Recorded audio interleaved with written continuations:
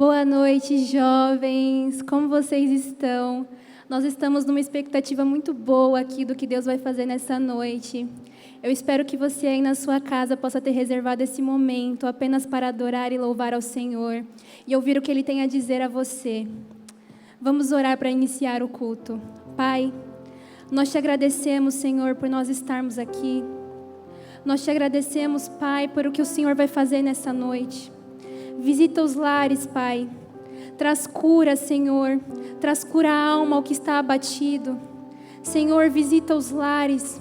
Cuida daqueles que estão deprimidos, daqueles que estão se sentindo sozinhos durante essa pandemia. Mostre a eles, Senhor, que Tu estás ali com eles.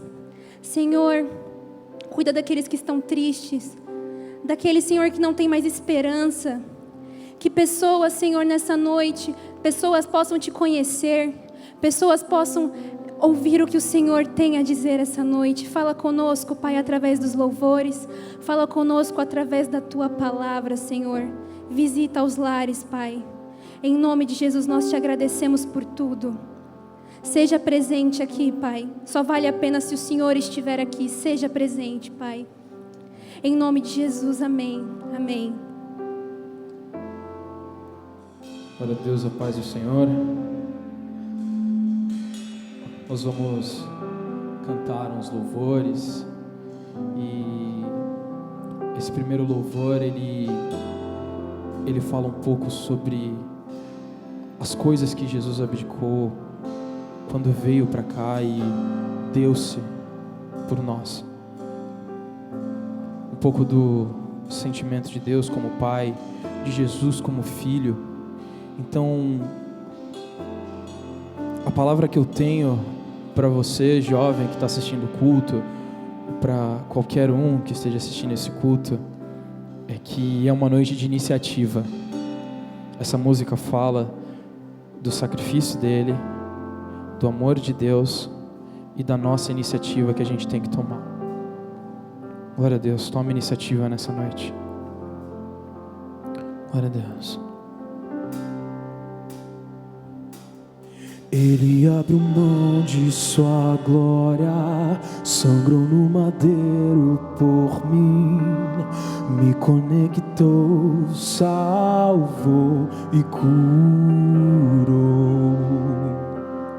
Ele me deu um destino, uma capa e um pouco de vinho. Ele me deu unção, cajado e pão. Pôs um anel em meu dedo e me tirou o medo. Novas sandálias pra suportar o ID. Pôs um anel em meu dedo e me tirou o medo. Novas sandálias e disse: vai.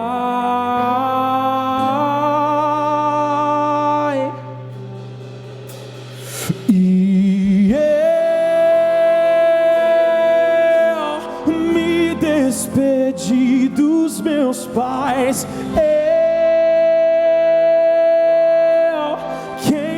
Minhas carroças e eu afundei meus barcos no cais. E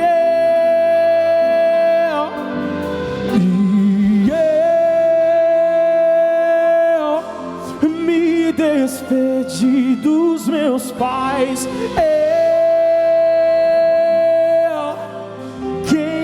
Minhas carroças e eu afundei meus barcos no cais.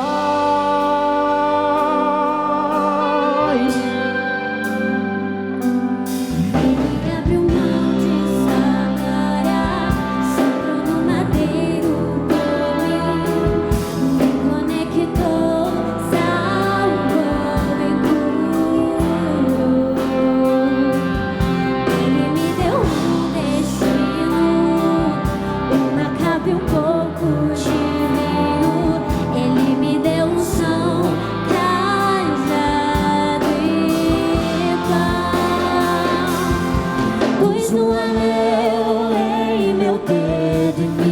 tirou o medo, novas sandálias pra suportar o ID, pôs no anel em meu dedo e me tirou o medo, novas sandálias e disse: vai, e a Beriana vai, e eu me despedi dos meus pais, eu queimei minhas carroças e eu afundei meus barcos no cais, e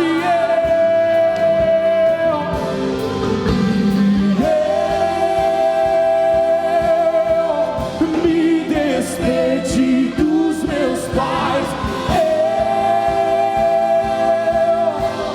queimei minhas carroças e eu afundei meus barcos no cais.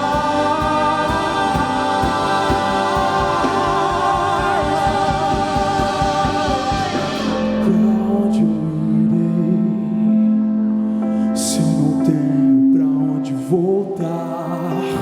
Só tenho você, Deus, palavra de vida eterna. Pra onde eu irei, se eu não tenho pra onde voltar? Só tenho você, Deus, palavra de vida eterna. Pra onde eu irei, se eu não tenho pra onde voltar? Só tenho você, Deus, palavra de vida eterna. Pra onde eu irei, Se eu não tenho pra onde voltar, só tenho você, Deus, palavra de vida eterna. Pra onde eu irei, se eu não tenho pra onde voltar? Só tenho você, Deus, palavra de vida eterna. Pra onde eu irei, se eu não tenho pra onde voltar, só tenho você, Deus, palavra de vida eterna. Pra onde eu irei, se eu não tenho pra onde voltar? Só tenho você, Deus, palavra de vida eterna. Pra onde eu irei, se eu não tenho pra onde voltar? Só tenho você, Deus, palavra de vida eterna. Sou totalmente teu, fui encontrado pelo teu amor, pelo teu amor.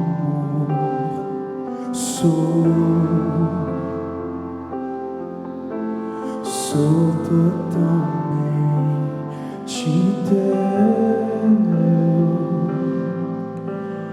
fui contemplado em ser com você, ser com você, somos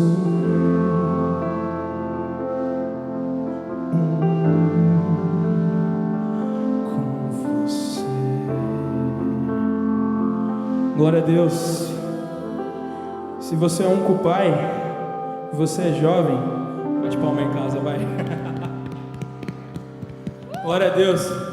Mas aí, afinal você é jovem, né? Caramba, aqui tem que ficar meio para trás. Afinal você é jovem. Então a pegada é a seguinte: vamos dançar em casa? Vamos pra agitada? Biondinho, Silvão, Durval Ah, mano, pelo amor de Deus. Vamos?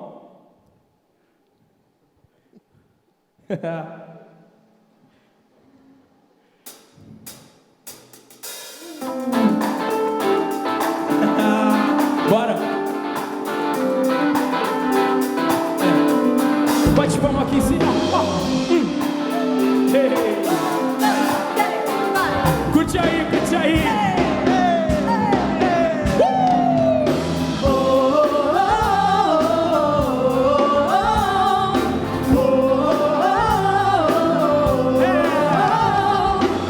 Isso aqui é pra Deus, hein?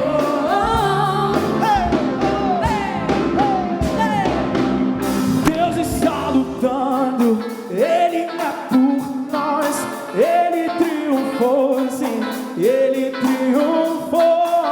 Estaremos firmes, sem temor algum, Jesus está aqui. Deus está lutando, Ele é por nós, Ele triunfou, sim, Ele triunfou. Estaremos firmes, sem temor algum, Jesus está aqui. Vamos lá! Não morrerei. Eu tô te ouvindo de casa, hein? Da ressurreição É vivo em mim. sou livre em nome de Jesus. Curte aí, curte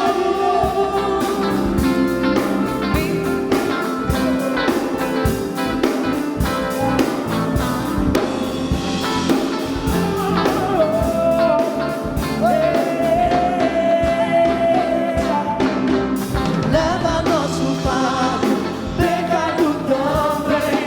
Ele triunfou, sim, Ele triunfou, estaremos vivos. sem temor algum. Jesus está aqui. Tá aí na tua casa também, ó.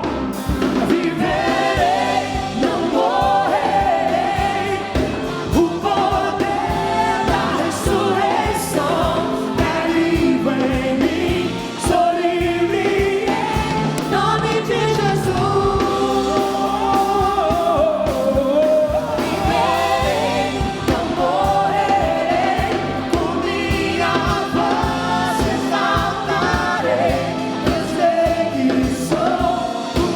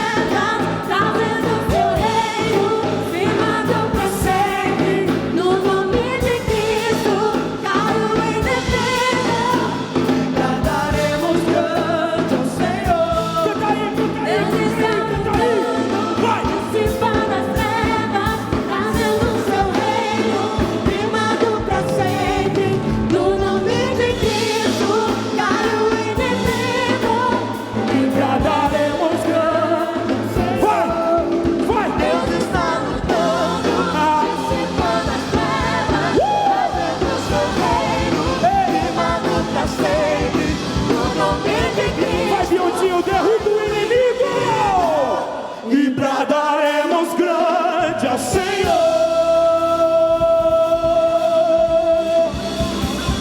Glória a Deus! Aí, vou falar que eu te ouvi de casa, hein? Eu ouvi.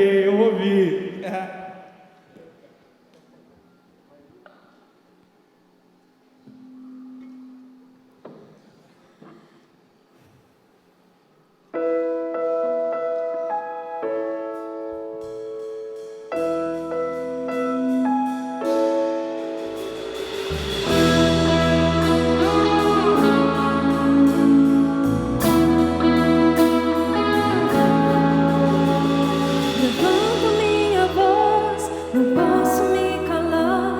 Preciso do teu poder.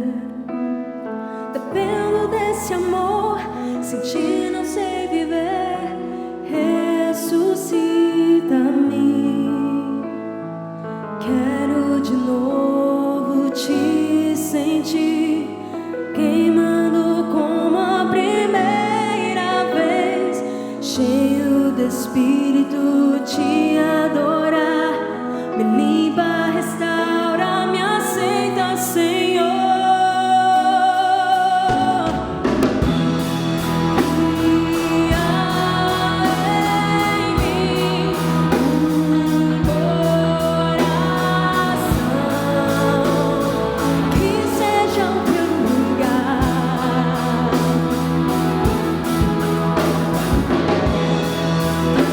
Transforma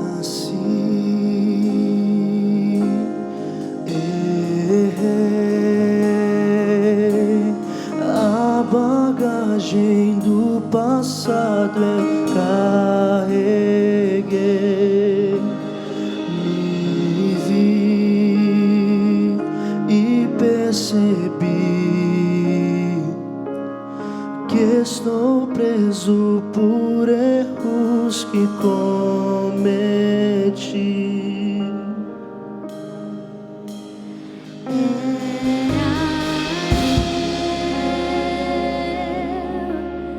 Condenado era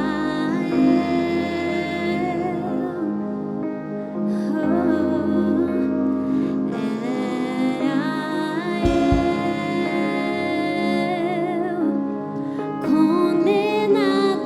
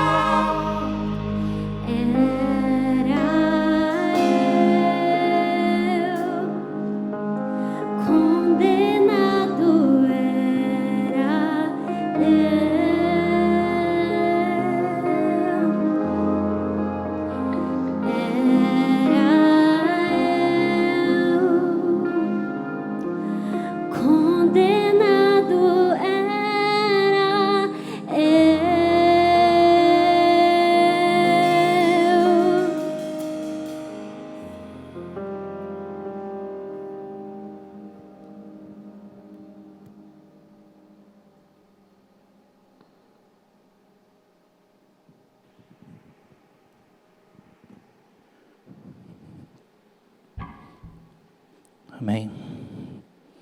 Glória a Deus. Deixa eu pegar a mesa aqui.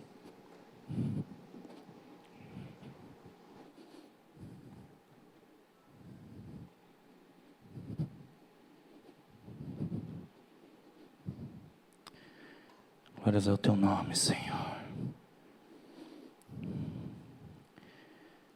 Já sentimos tua unção, já te adoramos.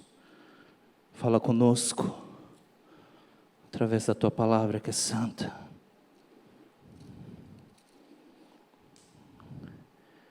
Glória a Deus pela tua presença aqui. Vamos abrir as nossas Bíblias no livro de Atos, capítulo 9.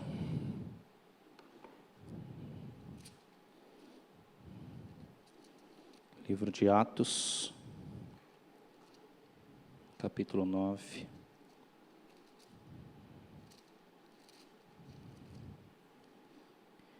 Que diz assim: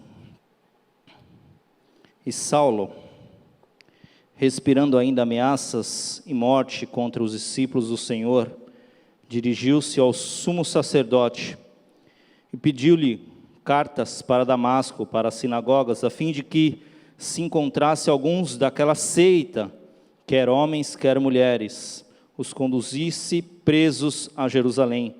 E indo no caminho, aconteceu que, chegando perto de Damasco, subitamente o cercou um resplendor de luz do céu. E caindo em terra, ouviu uma voz que dizia: Saulo, Saulo, por que me persegues? E ele disse: Quem és, Senhor? E disse o Senhor: Eu sou Jesus a quem tu persegues. Duro é para ti recalcitrar contra os aguilhões. E ele, tremendo e atônito, disse: Senhor, que queres que faça? E disse-lhe o Senhor: Levanta-te, entra na cidade, e lá te será dito o que te convém fazer. E os varões que iam com ele pararam espantados, ouvindo a voz, mas não vendo a ninguém. E Saulo levantou-se da terra, e abrindo os olhos não via ninguém, e guiando-o pela mão o conduziram a Damasco. E esteve 3 dias sem ver, e não comeu e nem bebeu. E havia em Damasco um certo discípulo chamado Ananias, e disse o Senhor em visão: Ananias! E ele respondeu: Eis-me aqui, Senhor. E disse-lhe o Senhor: Levanta-te e vai à rua chamada direita, e pergunta em casa de Judas por um homem de Tarso chamado Saulo, pois eis que ele está orando. E numa visão ele viu que entrava um homem chamado Ananias, e punha sobre ele a mão, para que tornasse a ver. E respondeu Ananias: Senhor, de muitos ouvi acerca deste homem, quantos males tem feito aos teus santos em Jerusalém. E aqui tem poder dos principais dos sacerdotes para prender a todos os que invocam o teu nome. Disse-lhe, porém, o Senhor: Vai, porque este é para mim um varão escolhido, um vaso escolhido para os gentios, e dos reis e dos filhos de Israel, e eu lhe mostrarei quanto deve padecer pelo amor ao meu nome. E Ananias foi e entrou na casa, impondo-lhe as mãos, disse: Irmão Saulo, o Senhor Jesus, que te apareceu no caminho por onde vinhas, me enviou para que tornes a ver e sejas cheio do Espírito Santo. E logo lhe caíram dos olhos umas escamas, e recuperou a visão, e levantando-se, foi batizado. Amém? Glória a Deus. Hoje nós vamos falar sobre a conversão do apóstolo Paulo. Deus mudou o nome de muitas pessoas, né? Isso é uma lenda no meio do povo evangélico. Deus não mudou o nome de Saulo. Deus mudou o nome de Abraão, por exemplo, porque Abraão era Abrão. Abrão quer dizer pai exaltado. E Deus falou: para você andar comigo, pai exaltado não dá muito certo, porque o pai exaltado aqui sou eu, então eu preciso trocar teu nome. Deus colocou mais um A, virou Abraão, que é pai de multidões. Deus mudou aquele nome que era um nome idólatra, e ao mesmo tempo profetizou na vida dele que ele seria pai de multidões. Deus mudou o nome de Oséias, filho de Num, virou Josué, filho de Num. Deus mudou o nome de Jacó para Israel, mas o nome de Paulo nunca foi mudado. O nome de Paulo, ele foi agregado, ou seja, ele foi traduzido para o mundo grego onde ele andou. O seu nome originalmente é Shaul, e o nome dele virou Paulus, porque igualzinho a gente faz com Nova York, né? Nova York não chama Nova York, mas a gente aportuguesa a palavra, vira New York, vira Nova York. Foi exatamente o mesmo exemplo. De Shaul, ele virou Paulus. E ele era um terrível perseguidor da igreja. Quando a gente vê os capítulos anteriores, a gente vê que o primeiro mártir da igreja, Estevão morre apedrejado, e as vestes de Estevão são lançadas aos pés desse homem muito elevado ali já no judaísmo, que era o rabino Shaul, o rabino Saulo. Saulo é responsável diretamente pela morte de Estevão. E esse homem pega cartas dos principais sacerdotes de Israel e sai para matar aqueles que são da seita. Quem eram os da seita? Os discípulos de Jesus. E ele vai em direção a Damasco, que já era um centro onde tinha muitos cristãos já convertidos a Jesus. E no meio do caminho, ele é derrubado, ele é colocado em terra por uma luz. Essa luz o derruba. E ele escuta uma voz, e a voz dizia exatamente: Saulo, Saulo, por que me persegues? Por que me persegues? E ele perguntou: quem és tu? Eu sou a Jesus, quem você está perseguindo. Para pensar comigo. Isso aí é mais ou menos no ano 45, 46, talvez um pouquinho mais. É ali no meio da década de 40 do primeiro século. Ou seja, Jesus morreu no ano 33. Jesus não estava mais vivo. Jesus já tinha ressuscitado e ascendido aos céus. Por que Jesus fala: você está me perseguindo? Porque, meu irmão, Deus se identifica com aqueles que são seus. Você já é de Jesus? A palavra diz assim: a todos a quantos o receberam, a estes foi dado o poder de serem chamados filhos de Deus. A estes foi dado a autoridade de serem feitos filhos de Deus. Quando nós levantamos a nossa mão, quando nós nos entregamos a Cristo, nós viramos filho, nós não nascemos filho. A adoção natural, nós já nascemos filhos de alguém, mas nós nos tornamos filho quando nós temos o encontro com o Senhor e nos rendemos a Ele e o aceitamos como Senhor e Salvador das nossas vidas. A estes que o receberam, que creram, a estes foi dado a autoridade de serem feitos filhos de Deus. E com estas pessoas, Deus tem absoluta identificação. Deus compra a briga desse povo. Deus compra a gente de porteira fechada. Deus se identifica com as nossas dores, com os nossos problemas, com as nossas lutas. Jesus estava dizendo: você está perseguindo os meus. Diretamente você está me perseguindo, não é indiretamente. Diretamente você está me perseguindo, Paulo. Deus nos compra de porteira fechada. O que nos fere, fere o nosso Deus. O que nos fere, o que nos aflige, aflige o nosso Deus. Porque Deus compra os nossos problemas. Quando a gente vai lá no livro de 2 Reis, capítulo 6, a gente vai ouvir a história de um rei, o rei da Síria. O rei da Síria vivia tramando alguma coisa contra o rei de Israel. E todos os planos que esse rei elaborava, todos davam errado. Todos, sem exceção. Sempre dava errado. O rei chegou a uma conclusão: existe aqui no meio da gente um delator, um X9, um dedo duro. Aí alguém falou: não, rei, não é isso não. Lá em Israel tem um profeta. E tudo que o Senhor trama aí dentro do seu quarto, no seu pensamento à noite, o Deus deles, o Deus de Israel revela a esse profeta todos os teus planos. Enquanto o Senhor está aí pensando, Deus vem no teu pensamento, pega o teu pensamento e leva exatamente o que o Senhor está pensando lá para o profeta. E o profeta fala para o rei de Israel. Por isso que as coisas não acontecem do jeito que o Senhor quer. Aí o rei propôs no seu coração: então está encerrada a questão. Em vez da gente se levantar contra todo o exército de Israel, a gente vai lá e mata o profeta e o papo está acabado, acabamos com o problema. O rei pega toda a sua comitiva, vai para a casa do profeta Eliseu, cerca a casa do profeta Eliseu. O estagiário do profeta Geazi acorda vai comprar pão na padaria, põe a cara na janela e a casa está cercada. Fica morrendo de medo. Eliseu, a casa está cercada. Eliseu, sóbrio, como alguém que tem entendimento de quem é Deus, intimidade, fala: Deus, abre o olho do moço, abre o olho do estagiário para que ele entenda.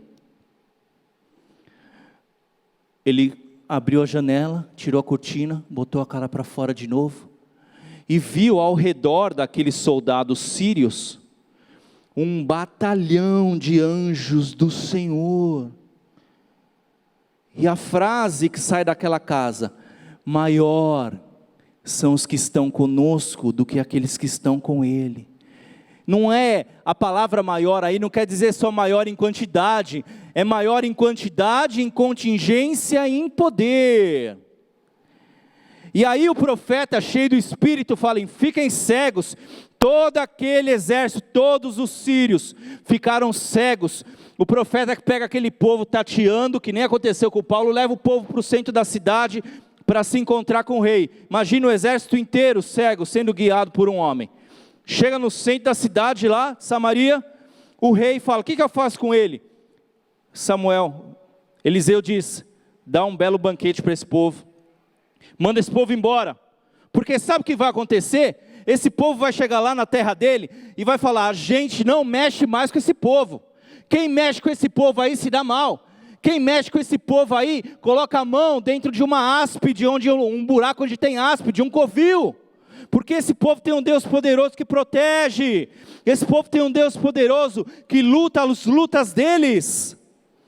Não mexamos com esse povo.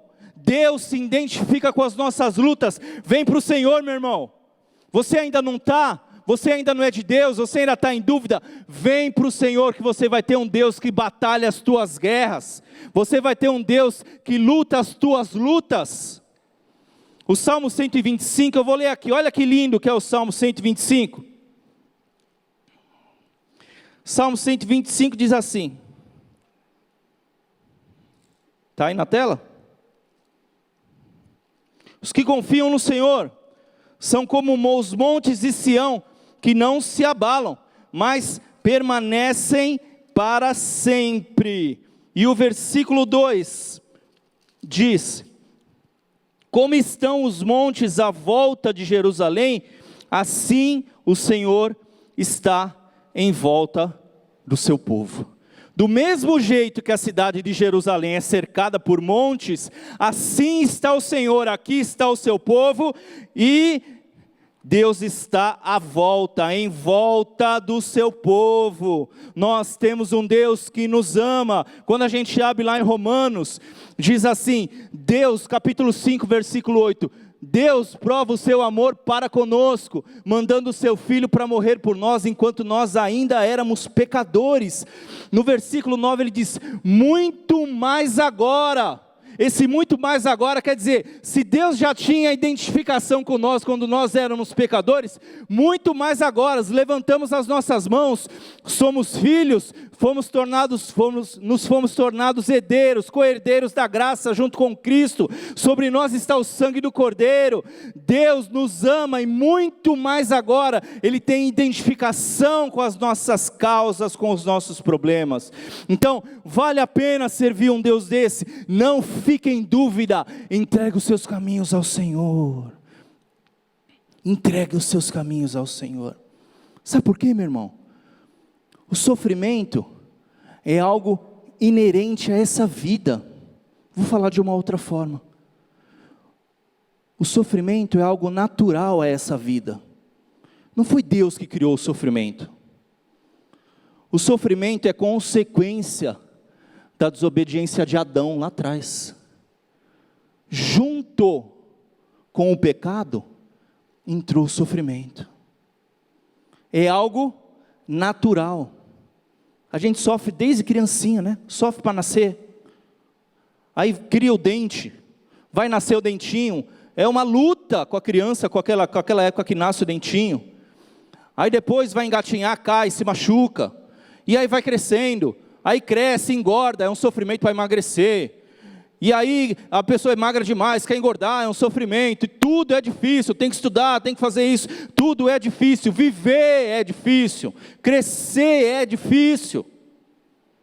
Existe um sofrimento embutido, existe uma luta para todas as coisas que nós fazemos no dia a dia.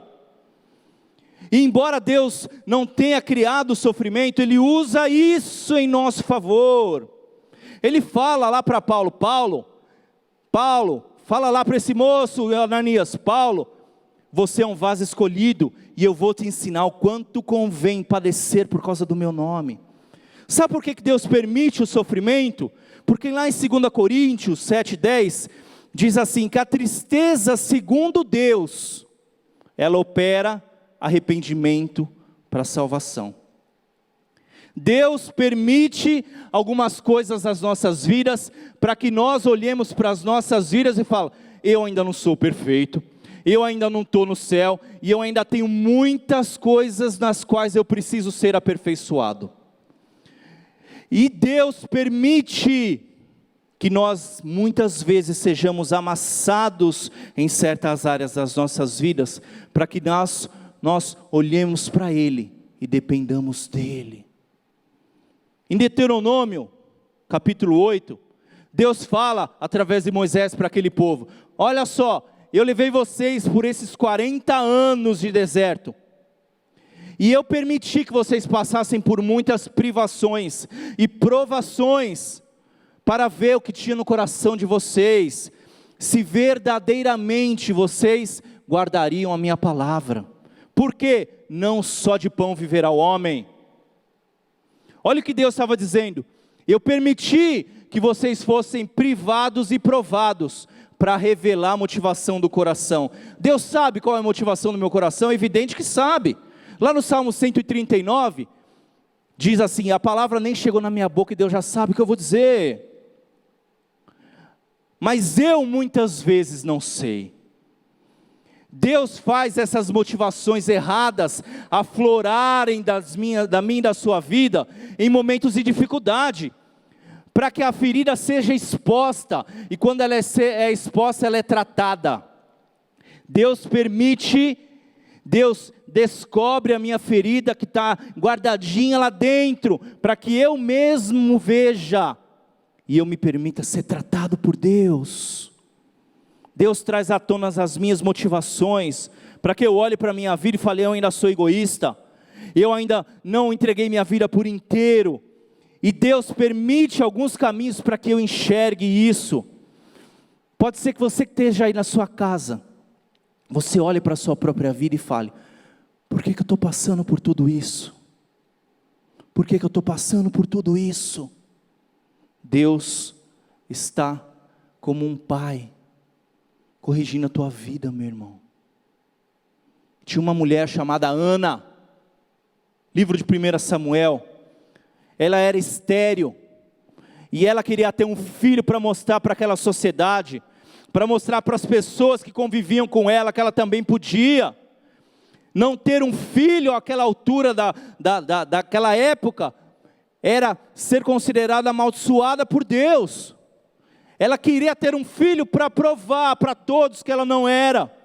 Enquanto essa foi a sua motivação, a sua madre esteve fechada por Deus, diz a palavra. Não foi o diabo quem fechou a madre, foi o próprio Deus. Os dias foram passando, os anos foram passando, e um dia Ana chegou no altar de Deus, chegou diante do sacerdote do Senhor e fez uma oração. Falou, Senhor, se tu me deres um filho varão, eu devolvo para ti, para trabalhar na tua obra, para ser um servo teu, para ser um profeta teu. Deus falou, opa, a motivação mudou. A motivação não é mais esfregar filho na cara de ninguém. A motivação não é mais mostrar que pode ter filho. A motivação agora é ter um filho para mim. Deus falou, opa, o sofrimento acabou. Está pronta, é a hora do milagre. O milagre acontece, meu irmão, quando os nossos princípios e os de Deus se alinham. ali o milagre acontece. Adequa os teus princípios e as tuas motivações aos princípios de Deus. O salmista, no Salmo 119, é o que o salmista fala. Salmo 119, tem aí? Salmo 119, 67. Se der para colocar na tela. Salmo 119, 67. Eu vou ler aqui.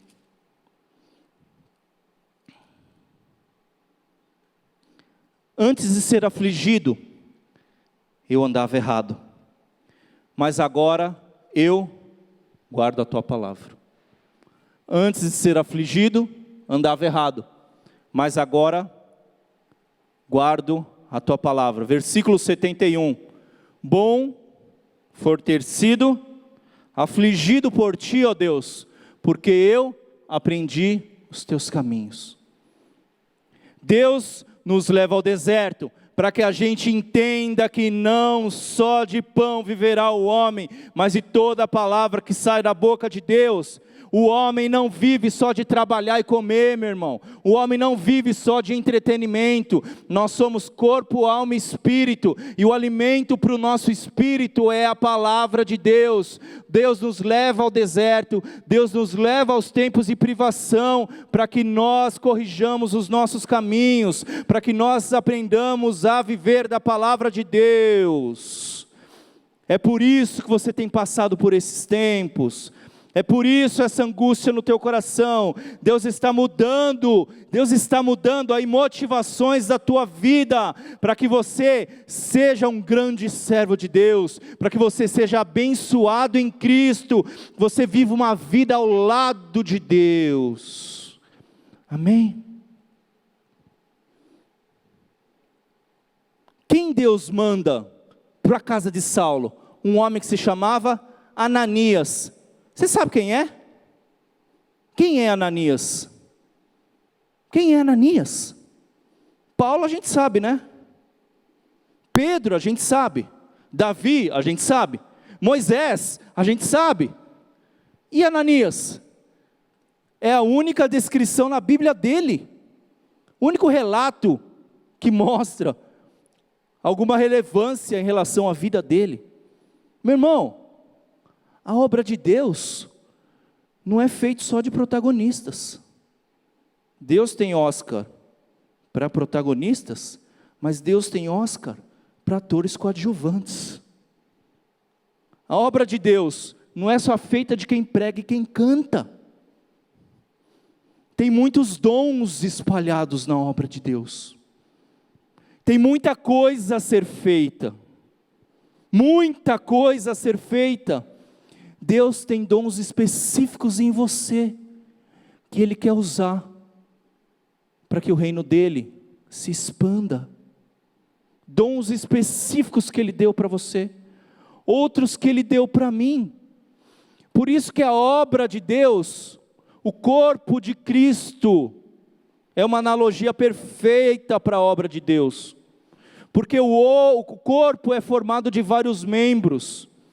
A boca está em evidência, o olho, as mãos estão em evidência, mas tem muitos outros órgãos, tem muitas outras partes, e todas elas de uma forma harmônica se juntam para formar um corpo.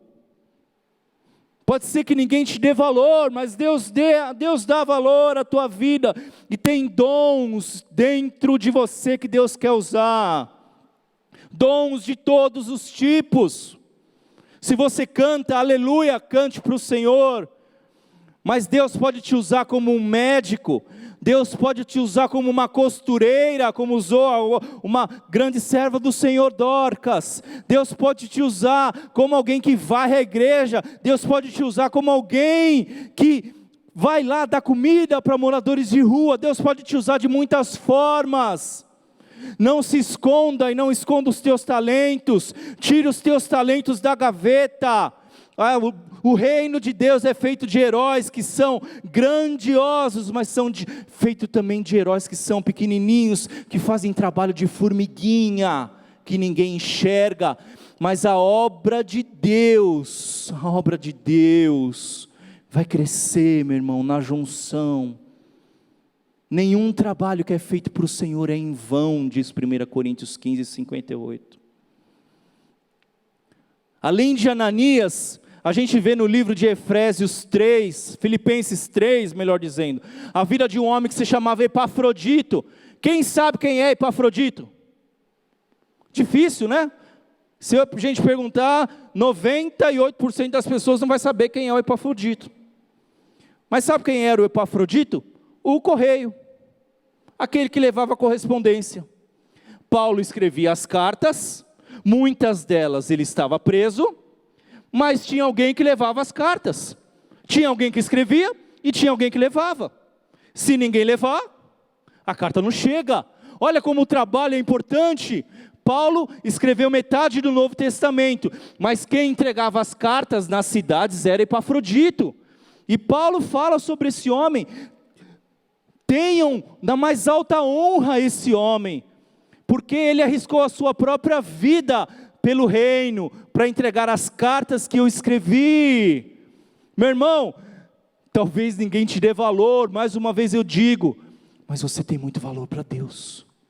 Lá no Salmo 84, diz que até o pardal encontrou casa nos altares de Deus. Sabe o que é o pardal? O pardal é o vira-latinha dos ares. Se você pegar um pardal e for no primeiro pet perto da tua casa vender, ninguém vai te dar mais que 50 centavos se a pessoa comprar. Se comprar. E Deus nos compara a pardais. Até os menos dignos, de acordo com a ótica do mundo, tem valor para mim. Quando a gente lê no livro de João 1,41, diz que André apresentou Pedro a Jesus. André só tem 2 passagens em que ele é citado. A passagem que ele encontra um menino com 5 pães e 2 peixinhos, e essa aqui de João 1,41, que ele apresenta o irmão Pedro. André teve pouca relevância na Bíblia, mas e Pedro? E Pedro? Muita relevância. Através de Pedro, Deus deu todos os starts na igreja. O primeiro milagre, o primeiro batismo com o Espírito Santo, a primeira pregação, a primeira grande conversão em massa da igreja, tudo feito por Pedro. Mas alguém levou Pedro a Jesus e foi André. Às vezes a gente olha para uma criança, às vezes a gente olha para um morador de rua e não dá nada por ele, mas eles são dignos, eles podem ser alguém grande em potencial no reino de Deus. Um dia um grande pregador foi pregar numa cidade dos Estados Unidos, e ali, uma grande cruzada, pregou. Na hora do apelo, 2 se levantaram. Aquele homem saiu dali frustrado, né? Me preparei, fiz jejum, uma equipe de oração, tanto trabalho, eu prego o Senhor. 2 pessoas se convertem depois de tudo isso. E ele ficou mais frustrado ainda quando soube que um daqueles 2 era filho de crente. Um dos 2 era filho de crente. Dos 2, um era filho de crente, já tinha ouvido a palavra desde criança. Só que o filho do crente se chamava Billy, com o sobrenome Graham. O filho do crente era o Billy Graham. Gente, década de 60, 70, estádios lotados, como um jogo de futebol, para ouvir esse homem falar. O maior ganhador de almas do século 20, Billy Graham. Aquele homem podia prever? Continue. A gente tem que prestar contas a Deus. Paulo diz aos Gálatas: se eu trabalhasse por os homens, eu não estaria pregando o Evangelho. O meu compromisso é com Ele, o teu compromisso é com Ele. Continue fazendo aquilo que Deus colocou na tua mão. Use os teus talentos, meu irmão. Use os teus talentos. E aquele moço pôs a mão na cabeça de Paulo, e as escamas caíram dos olhos. as escamas caíram dos olhos. Sabe por quê? Porque o diabo trabalha com cegueira. Tinha uma música antiga, ele diz assim: eu sou a cegueira da visão. Está falando do próprio. O diabo trabalha com obscuridade. Ele trabalha fazendo com que a gente não entenda o padrão de Deus. Em 2 Coríntios 4:4, o próprio Paulo, alguns anos depois, vai dizer: o Deus deste século, Deus com letra minúscula, deste século, cegou o entendimento dos incrédulos, para que eles não se acheguem ao resplendor da luz do Evangelho. O diabo trabalha com cegueira. Em Efésios 4:17, Paulo diz assim, que antes nós estávamos entenebrecidos no entendimento, andando nas nossas próprias vaidades. Ou seja, o diabo coloca dentro da nossa mente trevas, escuridão, cadeias que só são abertas com a palavra de Deus, que é a chave. Por isso que Jesus diz: conhecereis a verdade, que é a palavra de Deus, e a verdade te libertará dentro da tua mente. Dentro da tua mente a palavra vai entrar, a palavra de Deus vai entrar e libertar você aqui dentro. Por isso que Paulo diz: não vos adequeis a este século, a esta maneira de pensar, mas transformai-vos pela mudança da mente. Pela mudança da mente é que está a nossa transformação. À medida que aquele homem orou, escamas caíram dos olhos e Paulo pôde enxergar. Só através do toque de Deus e da palavra de Deus que nós possamos enxergar. A Bíblia lá em 1 Coríntios 2, a partir do 14, o próprio Paulo vai dizer: o homem natural não compreende as coisas de Deus, não consegue discernir as coisas de Deus, porque elas se discernem espiritualmente. Mas aquele que tem a mente de Cristo, que nasceu de Cristo, que tem união com Cristo, que se tornou filho de Deus, esse herda a mente de Deus, vem pensar junto com a gente. O Espírito Santo vem abrir essas cadeias da mente, para que a gente pense do jeito que Deus pensa, e Deus pensa dirigido por essa palavra. Os céus se movem dirigidos por essa palavra. Por isso que é a necessidade de que nós renovemos a mente. Quem pensa do mesmo jeito, age do mesmo jeito. Em qualquer área da vida, precisa de mudança, e o tempo de pandemia é um tempo de mudança para o mundo. Aproveite isso para ser um tempo de mudança para dentro da tua mente. Leia essa palavra, mergulha nesse livro, porque esse livro vai produzir uma mudança, uma transformação, que a palavra diz que é uma metamorfose. Paulo está dizendo: transformai-vos pela renovação da mente. A palavra transformar no grego é metamorfose. É o processo que a lagarta passa para virar borboleta. Se entregue ao processo de Deus. Deixa Deus transformar a tua mente para que você pare de rastejar e você voe. Deus espera que você voe. Deus espera que você viva novos ares, que você pare de se rastejar, preso no pecado, preso na cegueira de Satanás. Deus espera que você voe com a mudança da tua mente, porque Deus vai mudar a tua mente, elevar a tua mente a um outro padrão. A metamorfose de Deus, para que você viva o sobrenatural, para que você viva uma vida espiritual. Amém? Se ainda não é isso que você deseja no teu coração, pede aí para Deus: Senhor, acrescenta fé. Senhor, acrescenta mudança na minha vida, me faz pensar de um jeito diferente.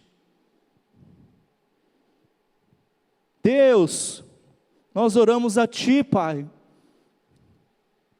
Não nos deixa ser lagarta. Nos faz voar, Deus.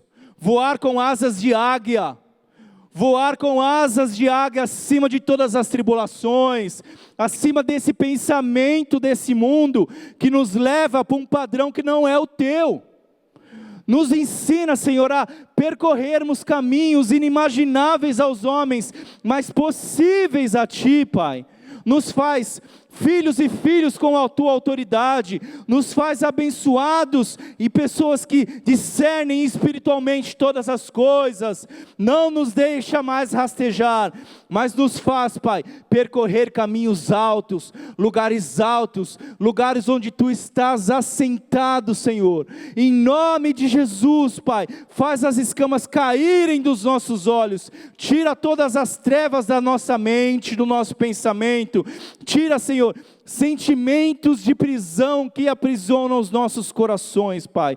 Nos faz prosseguir para o alvo, para o prêmio da soberana vocação, do Teu chamado em Cristo. Entra aí na vida de jovens e pessoas que estão vendo essa live, Pai. E em nome de Jesus, faz-nos percorrer, olharmos para o alto, porque o guarda de Israel não dorme. Levantamos os nossos olhos para o alto, de onde vem o nosso socorro, e para onde vamos, Pai?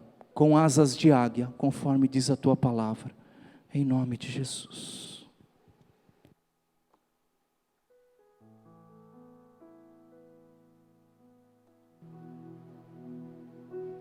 Yeah, yeah.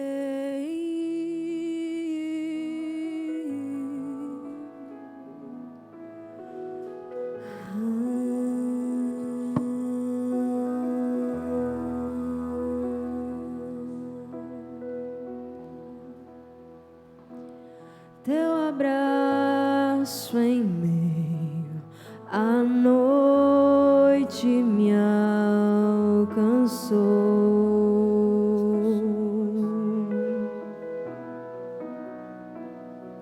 Sem restrições se entregou por mim.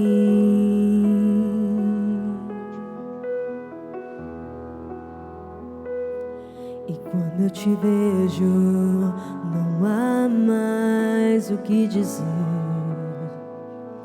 pois não há outro que me conhece igual a Ti, Deus.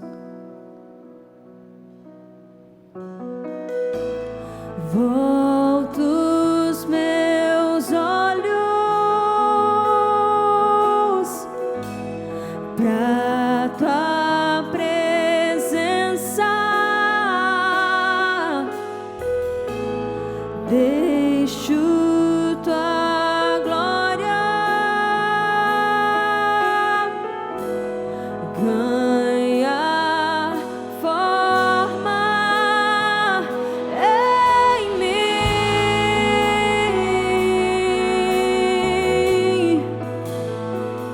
em mim.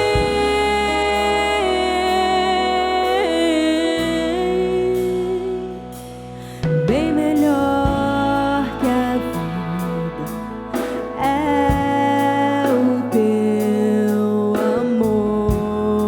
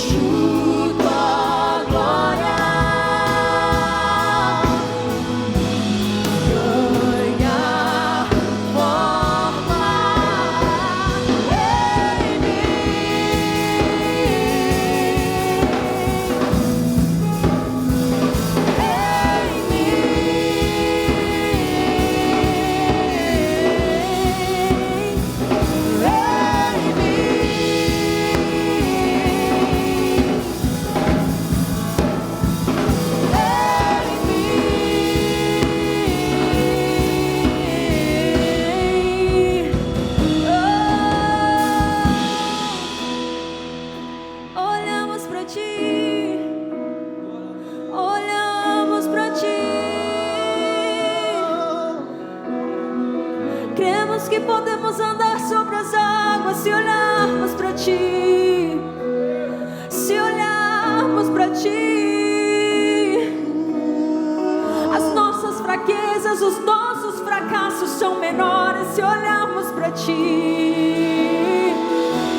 Se olharmos para Ti, podemos andar sobre as águas, porque o Senhor tem poder.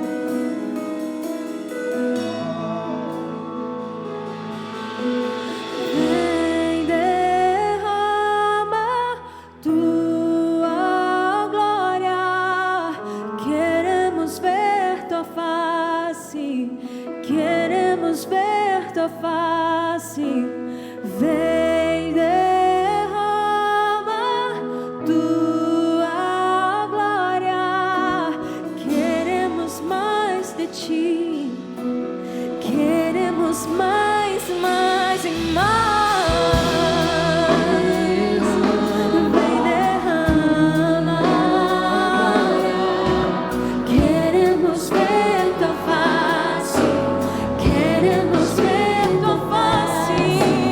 Vem, vem, derrama. Vem, derrama. Queremos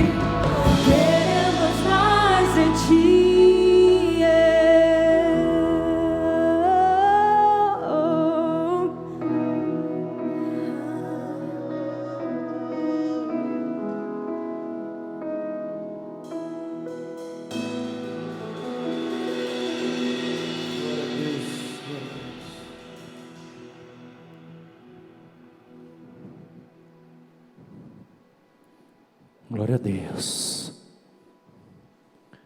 Talvez aí na tua casa você nunca tenha feito uma oração de entrega ao Senhor.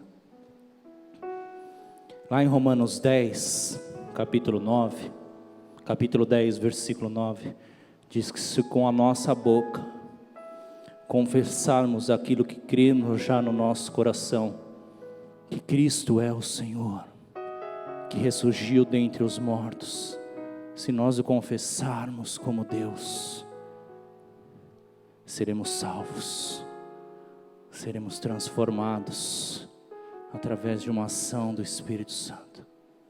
Talvez você nunca tenha feito essa oração. Quando a gente chega no cartório, né, eu casei há alguns anos, cheguei com a minha esposa, que ainda não era esposa, e o juiz perguntou: você quer casar com ela? O que eu fiz? Falei, sim. É da tua vontade? Eu disse, sim. Eu manifestei aquele amor que já existia. Se eu não tivesse falado nada, o casamento não tinha acontecido. Espiritualmente é a mesma coisa. Deus espera que façamos publicamente essa confissão, mas estamos virtualmente numa quarentena. Faça aí na tua casa. Levante a tua mão. Repete essa oração comigo. Hoje, Pai, eu entrego a minha vida a Ti. Hoje, eu quero reconhecer a Jesus como suficiente, pleno Salvador da minha vida, da minha alma. Eu reconheço que Jesus morreu por mim na cruz. Eu reconheço que Jesus ressuscitou para me dar vida espiritual, porque Ele é a vida. Eu reconheço, Pai, que sem Ti eu nada posso. Me enche do Teu Espírito nessa hora. Derrama da Tua glória, como cantamos aqui, como sentimos aqui, Pai, sobre a vida de cada lar. Repete comigo mais uma vez. Eu te confesso, Jesus, eu entrego os meus caminhos a Ti. Repete comigo: seja o pastor da minha vida, para que nada me falte. Eu confesso os meus pecados e eu declaro que eles foram pagos na cruz do Calvário. Nenhum pecado que eu cometi até hoje, nenhum deles pode passar desapercebido diante do sangue de Cristo, que nos faz mais alvos do que a neve. Todos os pecados, por mais graves que sejam, podem ser perdoados em Cristo. Saulo era um assassino e Deus o transformou. Meu irmão, você pode estar pensando aí: não tem mais perdão para mim, eu fiz isso, isso, isso e isso. Jesus veio para te buscar, veio para buscar aqueles que estão doentes, perdidos, presos. Esse Jesus é para você. Que Deus te abençoe. Viva a tua vida em Cristo. Neste domingo nós queremos dizer que nós teremos nosso culto presencial aqui na Bereana, às 18 horas. Você pode marcar a tua presença através do Portal Bereana. Entra lá, www.portal Bereana. Confirme a tua presença. Ainda nós não estamos, a gente não consegue ainda, por causa das normativas do Estado, comportar toda a capacidade da igreja. A gente está trabalhando com 30 e poucos % do contingente total. Então marca aí a tua presença através do Portal Bereana. Acessa as nossas redes sociais.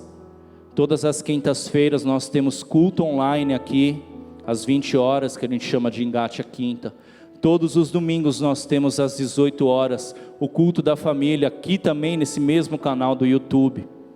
Todos os dias no nosso Instagram, @BereanaJovem, nós temos devocionais feitos pelos nossos próprios jovens, pessoas que passam os mesmos dilemas que vocês, jovens que estão aí, de faculdade, de namoro, disso, de aqui, todos os mesmos dilemas.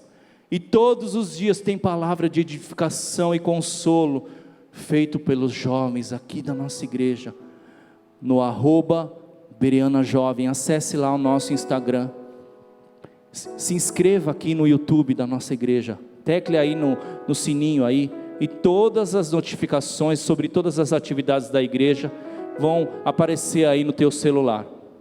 Em nome de Jesus, Deus te abençoe, que Deus conduza a tua vida, e que uma metamorfose aconteça na tua mente, que as escamas caiam, e que você pense do jeito que o céu pensa, que venha o céu sobre a tua mente, e você pense do jeito que o céu pensa, em nome de Jesus, em nome de Jesus.